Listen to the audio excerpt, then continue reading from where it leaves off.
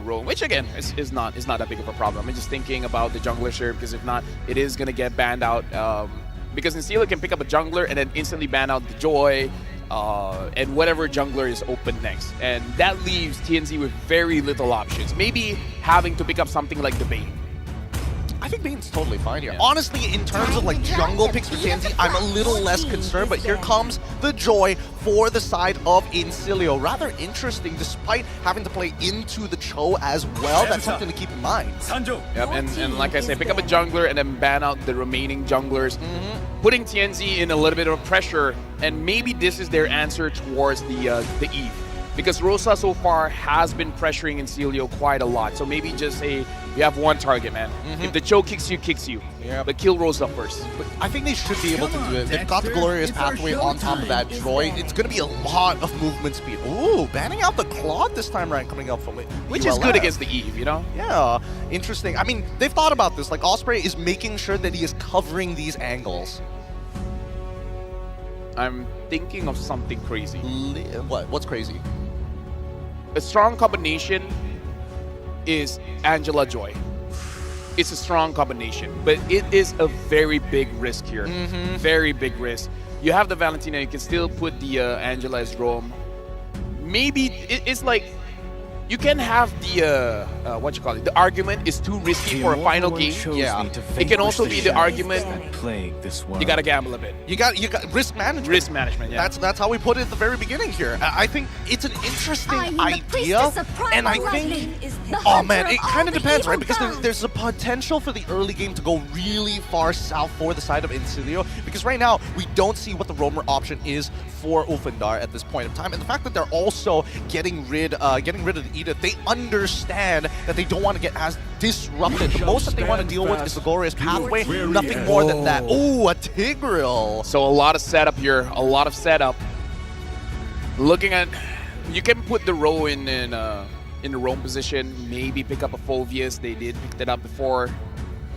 I'm trying to think, is there any more impressive EXP laners besides the Phoveus? No, not really. Phoveus does well into the Khalid, does well into the Cho, but I mean, I think we've seen Apex 47 play the Cho already, and Alien does completely fine on the Phoveus unless he's designed to be sacrificed. I think he's even okay with that, right? As long as you slow down the rest of the team, at least the ULF can just deal with the Joy singular, one-handedly. Alpha is open, but against the Tigreal, you just have to be a little bit careful. But the option is there. Alpha is open, can handle the high loss, can handle the Joy.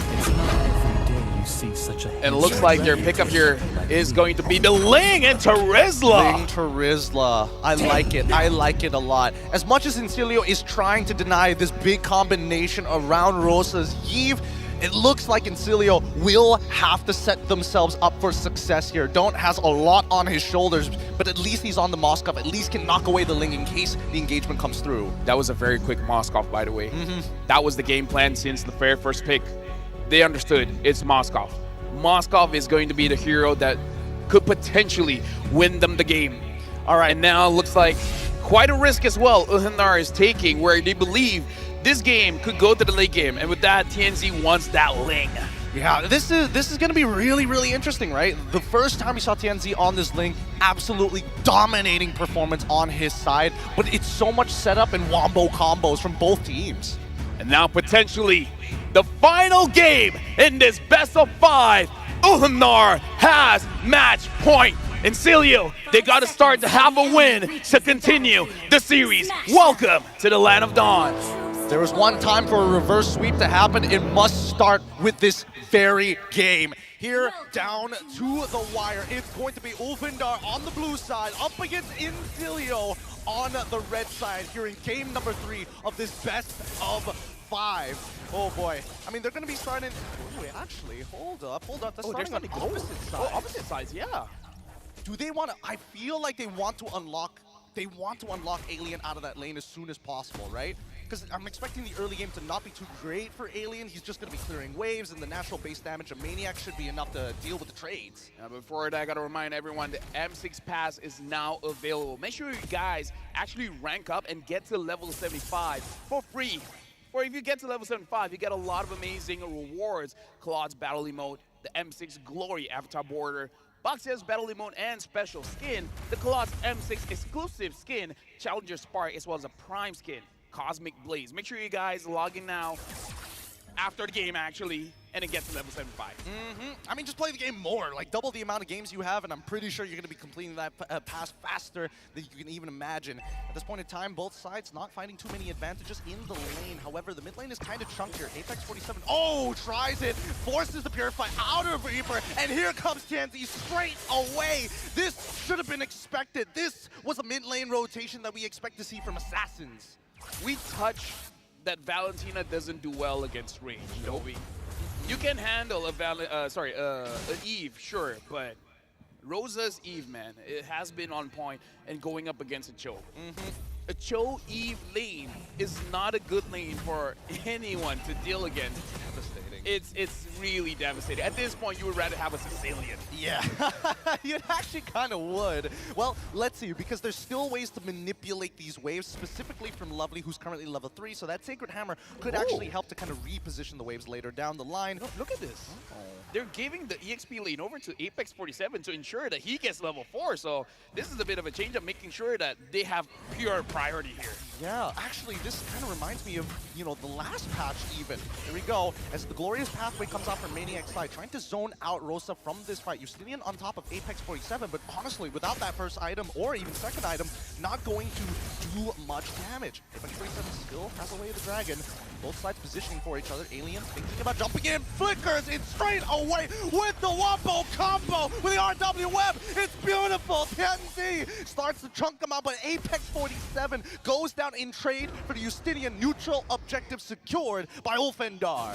As a roamer, I'll take that all day, man. I'll take that all day.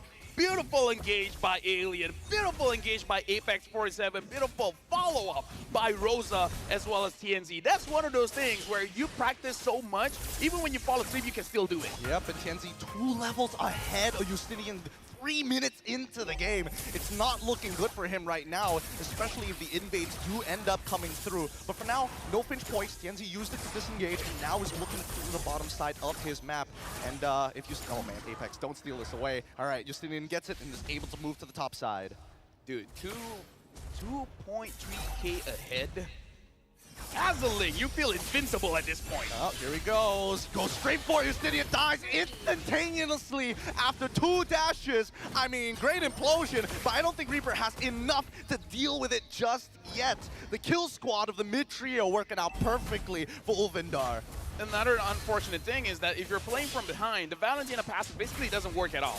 So you're essentially working with just your active skills. It's like you don't even have a passive in the game. So Encelius is being shut down by all angles. Yep, and now here comes the Way of the Dragon, knowing that Lovely has nothing else. Quickly flickers out just before the penalty zone. Justinian is going to try, but doesn't have the base health. Electrifying Beat's going to come out, and Maniac with a Glorious Pathway to try and disengage his buddies here. Penalty zone from a Reaper. Tries his best. Wait, SOD comes through. Don't in the middle of the fight, gets the kill and trades Apex 47. Something that we've seen happen even in game number 2. Overheating by Ulfendar. You already got a good trade. Once you see it doesn't work out, back off. But I understand. You're almost 3,000 ahead.